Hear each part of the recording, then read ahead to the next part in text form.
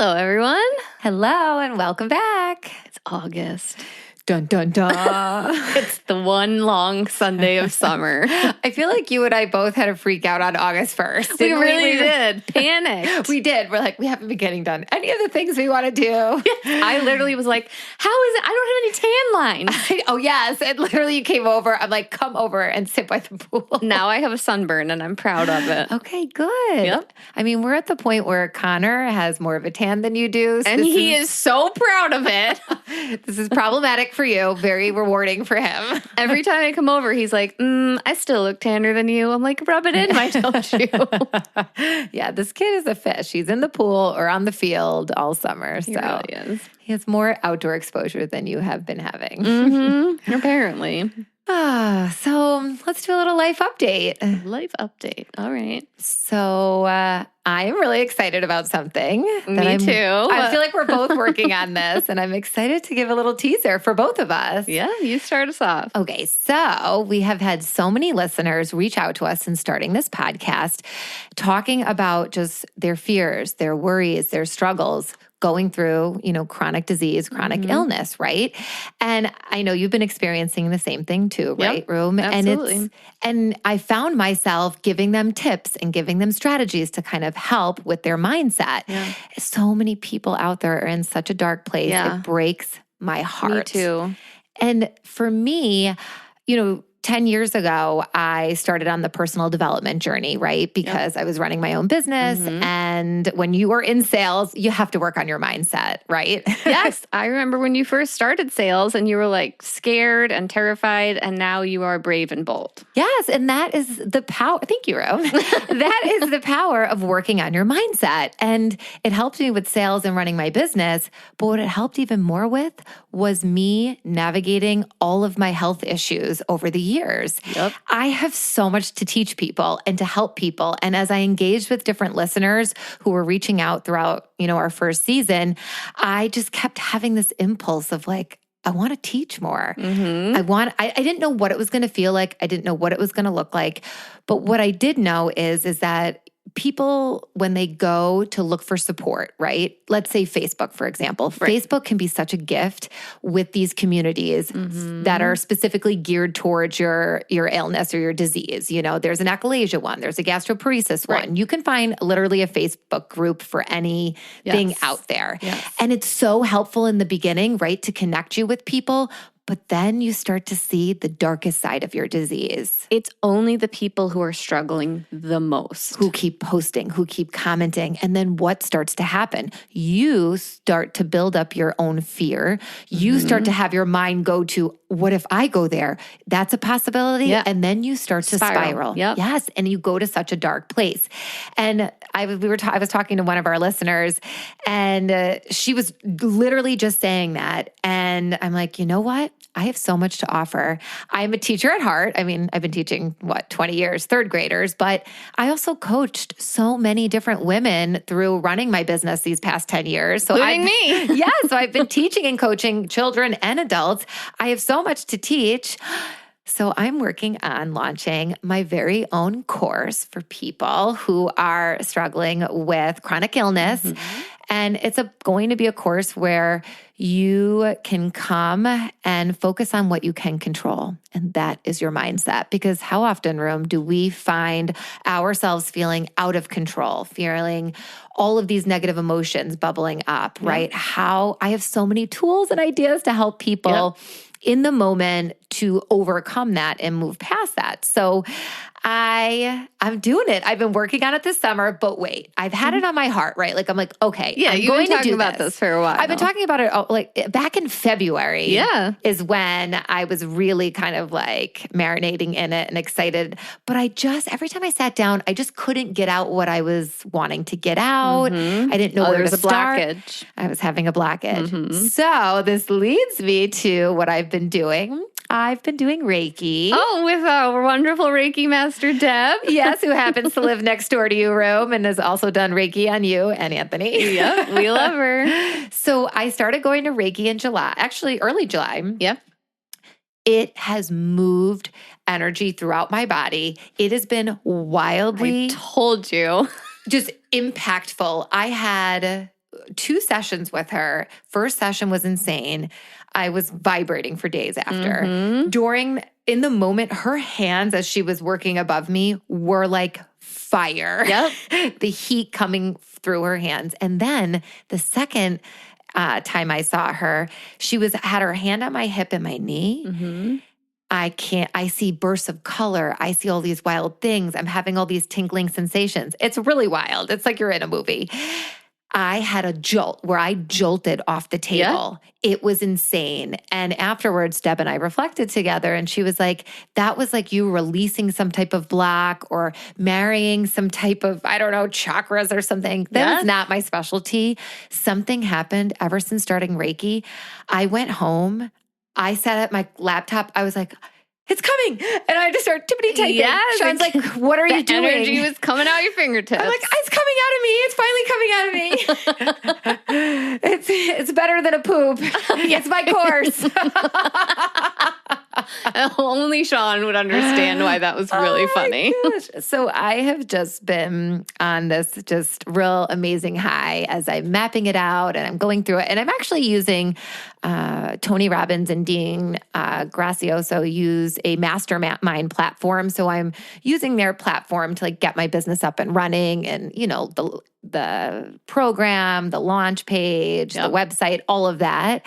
But really, I'm just pouring into like what I'm teaching. So stay tuned. I'm so excited about this. Okay, I love this. So now here I am. It's like we're so parallel always, right? What is that? Because in my mind, coaching people one-on-one is not something I'm looking to do. Like teaching a whole group is really what I feel like I want to do. But you, Room, same thing. You have been talking with listeners, having a lot of one-to-one conversations. And what are you up to? Yes. So this actually came about probably this spring, I would say, when we had an interview on our podcast, and we interviewed someone who I really respect and look up to, who also has gastroparesis.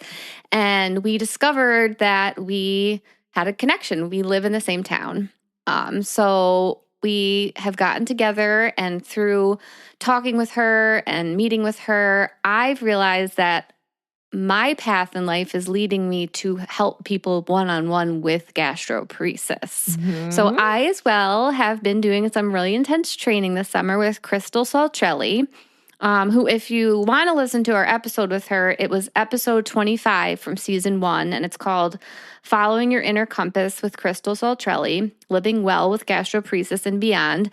And Crystal she's really kind of an expert in the field of gastroparesis. She's written Living Well with Gastroparesis, Eating for Gastroparesis. She has an amazing website, which is livingwellwithgastroparesis.com. She has an amazing blog, and she is actually training me in how to be a coach for people with gastroparesis. So I'm almost done with my training. Yay! And I'm about ready to start taking on clients. So if you are listening to this and you have gastroparesis and you are interested in doing a session with me, you can email us at ivegotgutspodcast@gmail.com and I will set it up. Yes, this is so exciting. Which also leads me to, it is August and it is Gastroparesis Awareness Month. And what color? It's green, right? Green. Got to wear our green to show our support. So I want you to go back and listen to my gastroparesis origin story, which is actually season 1, episode 4, Living with Pericarditis and Gastroparesis. And I want you to listen to that shit show. Literally. And then hear me make this comment right now. I am living a very full, very happy, very productive life. I am thriving. I am the healthiest I have been in years. And it is all because of exactly what you said. I shifted my mindset. I stopped focusing on, well, what if I don't follow this diet? And what is going to happen here? And what if I throw up? And what if I'm on the bathroom floor for 3 days? And what if I miss work? And what about this? And what about the pain? I stopped living in that world. And I was like, what if I just live my life? Like, what if you just try that burger? If you've been following us on social media, we did a little post of Room enjoying a big juicy burger this summer, which you never could do before. No, I also had a salad this summer. Like, come on. And you didn't poop straight lettuce? No. And I felt fine. That's the thing. I felt great. And it was like, I didn't have fear surrounding it. You know what I mean? I wasn't like, if I eat, because if I was thinking like, what's going to happen if I eat this salad and be so sick, it's going to sit in me for days. It probably would. But I was like, this is going to go down great. Butter lettuce is easy to digest. And Wegmans just came out with hibachi salad dressing, and it's going to be amazing. And you know what? It was freaking glorious. Bringing back the glorious. So you are coaching people in group. I am focusing on coaching people one-on-one. And if you actually think about it, it's our teaching styles. Because really is. You teach a huge classroom of third graders. Yep, general ed. I teach a self-contained class, and most of my learning happens one-on-one with my kids. So this is totally aligned with. This is totally aligned to us, and I love it so much. And what I love about what we're both doing is it's grounded in that same philosophy of focusing on what you can control. Yep. And it's where you put your focus and where you put your attention. Yeah. And your mindset is so important. It's the most important part of managing a chronic illness, if we're being honest. It seriously is. And I think you'll find, when you start to shift and work on your mind, that's when things start to get good. But not just like with your physical health. It just starts to bleed everything into all aspects of your life, you know? So well, look at us. Our mindset shifted, and not only were we feeling better, but we were like, let's start a podcast, let's start a business. We're like, we already are teachers. We have full-time, very intense jobs, and we're like, put more on our plate. We're ready for it. Like, that's what happens when you feel better. Yes, and I feel, and I know you feel it too because I could see it on your face, I just feel like this like fire lit inside of me where I'm like, I'm doing this, I'm bringing it to the masses, we're getting it done. And it was like, we needed summer to birth this. We did. We needed time to really, because yes, we're amazing multitaskers, and I feel like we both can prioritize, schedule things, get things done right in our life, but we just needed time and space to really wrap our minds around this next shift. So for all you out there who say that teachers don't do anything in the summer, here's two who are working real hard in the summer. Two busy bees over here. All right, so we got this excitement going on. Yes. Is there anything else in your summer going on? So I just feel like now that August has hit, we're home. We traveled a lot in July and August. Connor starts football. So he does tackle. So he's got practice every night from 6 to 8. And this is, I cannot believe, like I'll say it. I used to talk about the moms who let sports dictate their lives. I'm like, really? You're going to schedule that around a football game or a baseball game? I was so judgy. I was so judgy. Yep. I take it back. Anybody I ever talked about to your face, because I don't talk behind your back. I will tell it to your face. You would.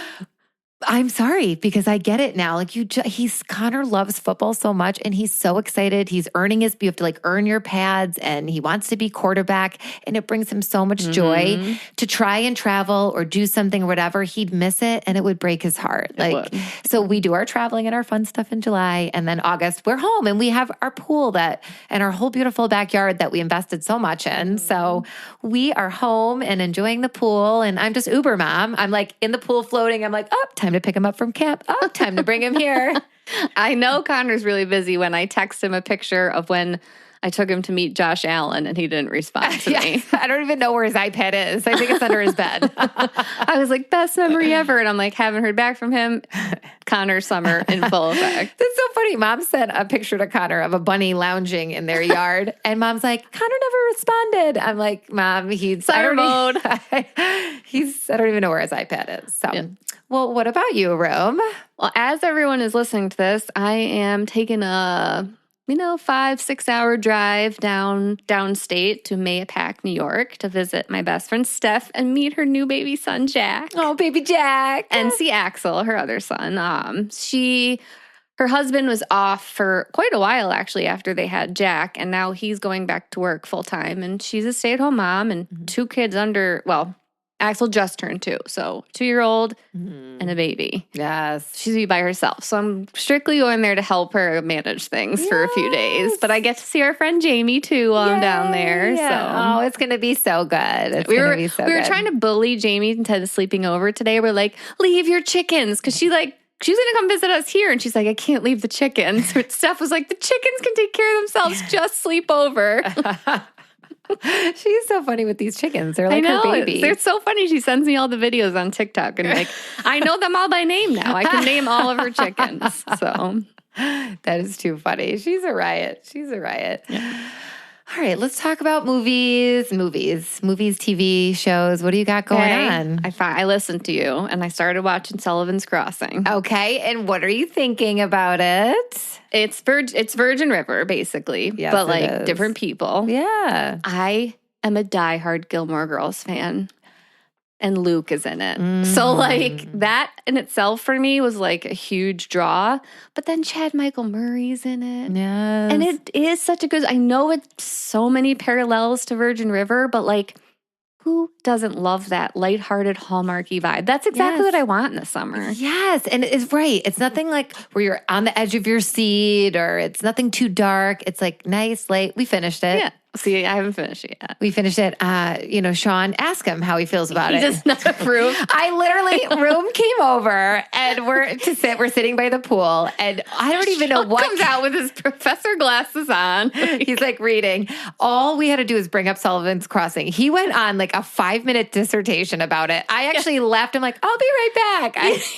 I went to put my bathing suit on. I come back. He's still talking about his hate for Sullivan's Crossing. He had bullet points. He was like, Steph, first of all, how many brain surgeons do you know that have their own practice? He's like, that's not a thing. Like he's really passionate about He's this. just like over like analyzing it just could not happen in real life. I'm like, oh my gosh. It's really funny though. I am enjoying the show. It's a good show. We also finished Untamed, which is on Netflix, which is about like a ranger in Yellowstone National Park who is trying to solve a murder that happens there. Totally right up my alley. I love shows like that. We've literally, I think we finished it in one day. Oh my, wow. That's a fast one. Yeah, we binged it. I love that. And now we're watching Blind Spot, which is an oldie. Oh. But a goodie. Blind Spot or Blind Side? Blind Side? I think it's, okay. I think it's called Blind Spot, but whatever. Well, our producer is telling us otherwise. But it's literally like this girl ends up in Times Square and she's literally covered from head to toe in tattoos. And her tattoos are an escape room.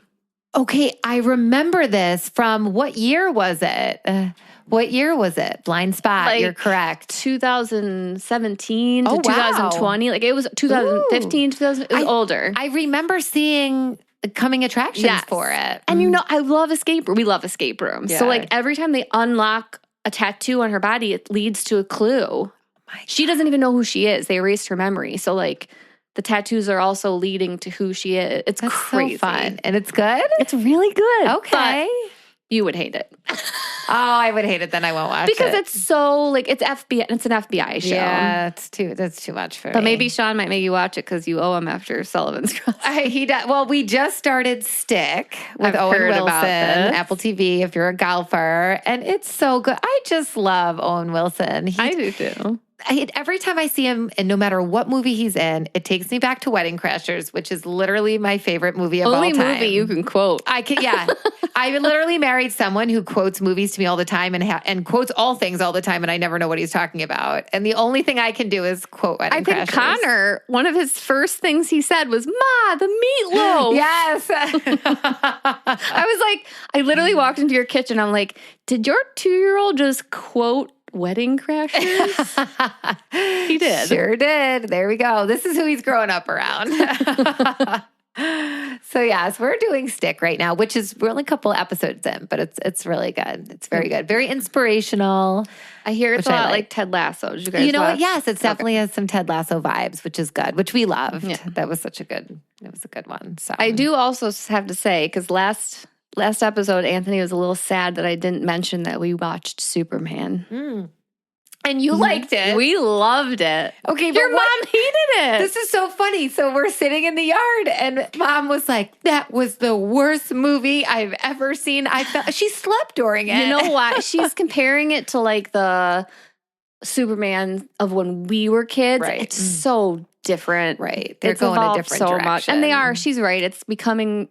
They're trying, DC is trying to keep up with Marvel. Right. Yeah. So, but definitely Wabi was not impressed by it. It was so funny. How could you, there's a dog. There is a dog. How could you not like it? What's the dog's name again? Crypto. Crypto. He's so cute. I mean, I love any type of show, movie with a dog in it. I'm in. I genuinely thought I was going to be disappointed that Henry Cavill wasn't Superman, because let's really be honest here. Henry Cavill is like amazing. Gorgeous. Yes. I was like, I don't know. No, it can't be Henry Cavill. And I liked this guy. He did a really good job. I feel like I have to watch it now because there's such controversial opinions on it within our group. So Anthony is a diehard Superman fan. And like, Anthony is Superman. Like real nerdy, wears cape. It's Anthony. so I have to love Superman. You have to love Superman. Well, stay tuned. I'm going to have to watch it. It's only in the movies though, right? Right now, right? Yeah. Wait till it comes out. Yeah, I'll do that.